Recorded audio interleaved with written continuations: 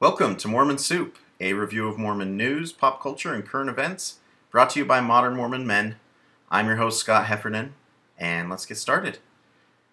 First, we have a few quick headlines.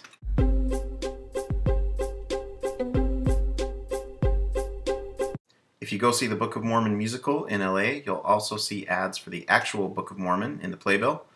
The ever-savvy LDS PR team released the following statement: patrons of the musical aren't likely to leave the theater with a better understanding of the Book of Mormon. Our message in the playbill invites the audience to seek a more complete perspective of the book, its Christ-centered message, and its place in Mormon belief. I believe.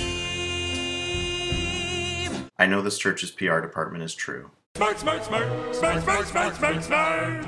Larry Wilmore, who you may recognize from In Living Color, The Office, or The Daily Show, was recently in Salt Lake filming for his new series, Race, Religion, and Sex. Hello, Salt Lake City, Utah. I have good news, bitches. Now, the creator of The Bernie Mac Show and senior black correspondent for The Daily Show, Larry Wilmore, is declaring Salt Lake City the perfect place for his new Showtime comedy special. Should be interesting. If you have Showtime, check it out. In one of the more awkward moments of television history, a Norwegian talk show was interviewing Killer's lead singer Brandon Flowers when they decided to ambush him and bring out famous atheist Richard Dawkins to have a friendly little debate about Mormonism. Or than reading some modern book, which is what the Book of Mormon is. And I have to say that when I read the Book of Mormon recently, I didn't read it all, what impressed me was that it's an obvious fake. I mean, this is a 19th century book, written in 16th century English, and it came to pass, verily I say unto you, and things like that. That's not the way people talked in the 19th century. It's a fake. So it's not beautiful. It's a work of charlatanry.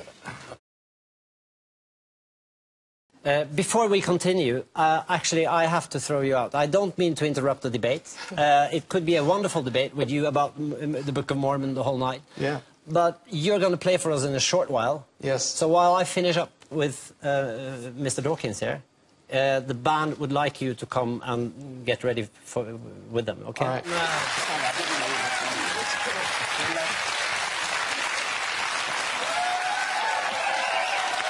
And they made him perform after that, which was nice of them. Caffeine has been a hot topic lately. It all started when NBC's Rock Center with Brian Williams aired an hour-long special called Mormon in America. Aside from showing temple garments and a little too much Abby Huntsman, they did a pretty fair report. One item the Mormon newsroom sought to correct was prompted by this clip.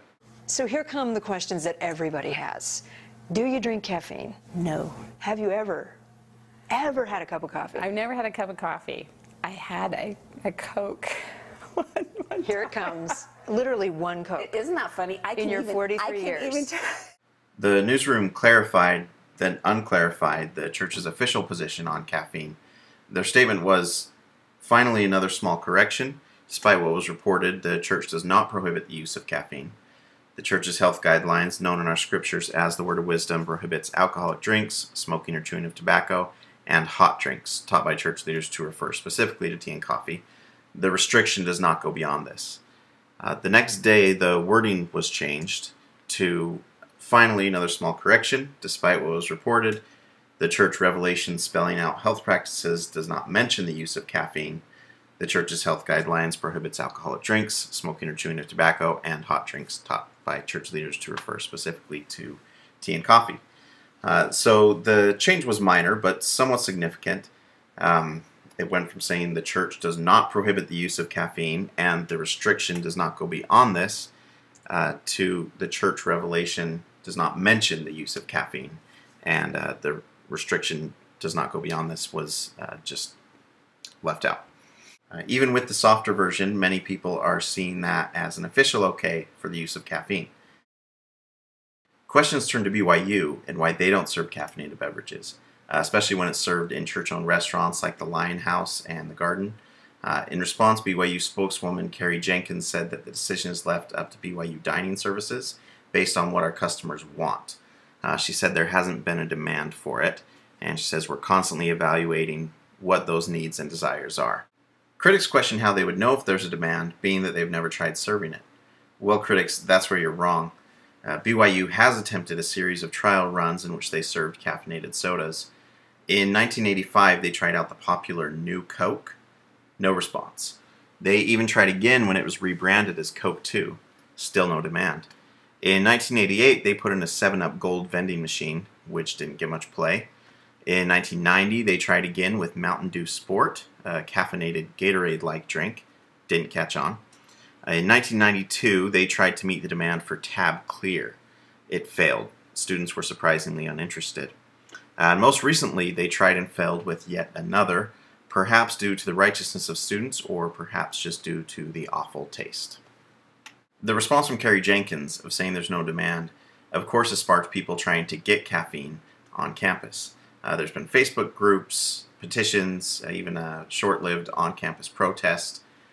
Also, there's a Facebook group, BYU Against Caffeine, but I think this one might just be a joke, maybe.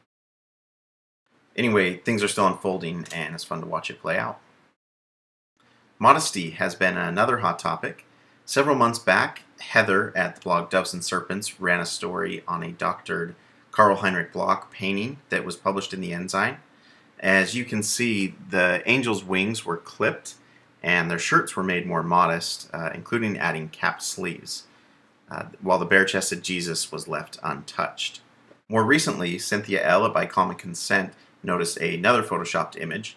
LDS Church News used this original photo, but when it was reused on LDS.org, they added sleeves to the dress and went a little overboard on the saturation. The LDS.org photo standard policy states, because of the need to present women and girls modestly, regardless of age, please avoid submitting photos of them in sleeveless tops and dresses or short skirts. Since Cynthia's blog post, the wording on the website has actually been changed from women and girls to people. And while I'm glad to see that the wording has been changed to include everyone, I'm a little worried that we're going to have to hire a bunch more Photoshop experts to fix many of the existing artworks that we have. We've got shirtless, feral Nephite children, Abinadi, let's put a hoodie on him, and Ammon, showing a lot of leg. Let's give him a shirt, and just to make the story a little friendlier. That's it. Thanks for sticking around, and we'll see you next time.